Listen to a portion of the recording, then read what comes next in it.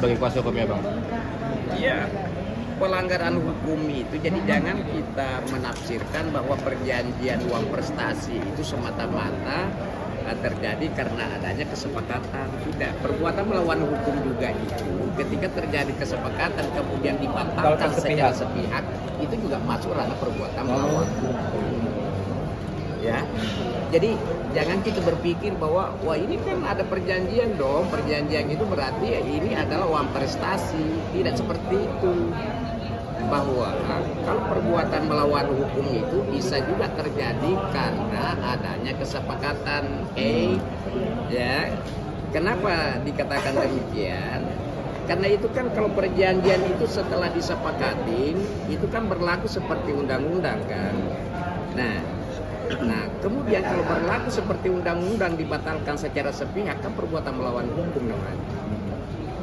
Ya, kalau pertanyaannya lagi lebih dalam, itu ada nggak pasalnya? Ya, ada dong pasalnya 1338 yang berbunyi bahwa ketika perjanjian itu disepakatin oleh para pihak, maka perjanjian itu berlaku seperti undang-undang kan. Kemudian tiba-tiba dibatalkan, kan perbuatan melawan hukum. Nah, kalau dari Reza Gladys sendiri nantinya akan kalah di sidang gugatan perdata ini, apa yang harus ditanggung oleh pihak Reza Gladys? Sudah jelas dalam gugatan kan? Sudah jelas dengan gugatan, dia harus menyelesaikan itu. Kalau misalnya memang itu adalah dimenangkan, kalau itu pertanyaannya ya. Tapi saya tidak mau mengatakan bahwa nanti menang enggak ya.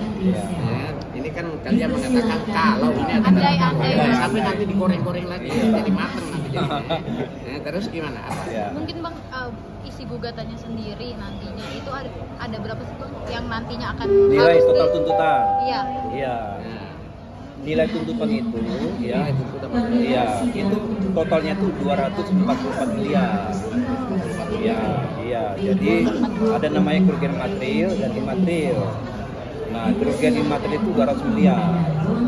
Ini kan nanti kami buktikan, dan dalam hukum perdata itu ada namanya ajas optari incumbent propatio. Jadi kalau siapa yang mendalilkan, dia harus wajib membuktikan. Nah, kerugian-kerugian itu kami akan buktikan nanti dalam pokok perkara.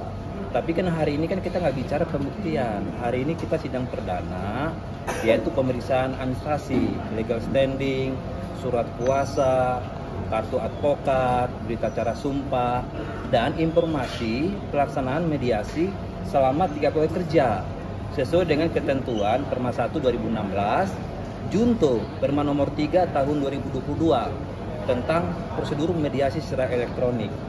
Itu agenda hari ini. Mungkin setelah adanya agenda perdana untuk administrasi ini akan didatangkan juga untuk terkait Nikita Mirzani ini dan Reza Gladys sebagai akan dipertemukan nggak gitu Bang? Mediasi minggu depan Iya, kan kita belum jawab hari ini ya. Tapi begini ya, kan kalau kita bicara proses mediasi kan kita nggak bicara pokok perkara. Dalam mediasi itu kita bicara namanya identifikasi masalah. Masalahnya apa sih? Nanti akan dipimpin oleh mediator. Ya. Terus kemudian ketika ditemukan masalahnya begini, baru dikasih solusi untuk mediator. Biasanya siapa yang terlebih dahulu mengajukan proposal perdamaian? Apakah penggugat atau tergugat? Nanti itu haknya mediator.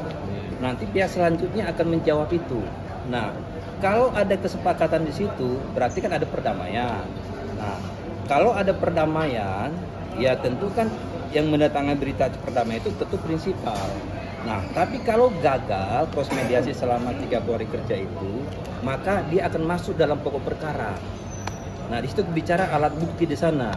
Mulai dari tahapan 1, kalau gagal ya mediasi, ada namanya jawaban dan eksepsi dari tergugat. Kemudian yang kedua adalah namanya ada replik. Kemudian ada tahapan namanya duplik. Kemudian ada agenda pembuktian, baik pembuktian surat, saksi, dan keterangan ahli. Baru namanya bicara kesimpulan. Nah, habis kesimpulan baru namanya putusan. Nah, ini masih panjang sebenarnya ya tahapan-tahapan itu. Jadi kalau kita bicara terkait dengan pembuktian-pembuktian itu terlalu prematur saya kira ya. Nanti saja ada tahapan-tahapan yang mungkin nanti kita akan lalui bersama. Bang, tapi bukti yang kuat untuk yang melandasi untuk melaporkan gugatan perbuatan melawan hukum ini mungkin seperti apa, Bang? Nah, laporan dengan gugatan dua hal berbeda. Karena terminologinya beda. Laporan itu adalah biasanya laporan ke kepolisian, pidana. Nah, kalau perdata namanya gugatan. Ini harus dibedakan. Tadi kan sampai ke laporan, nggak ada laporan. Ini kita melakukan gugatan perdata, yaitu perbuatan melawan hukum atau on remedidat, bahasa ininya, bahasa kerennya, ya.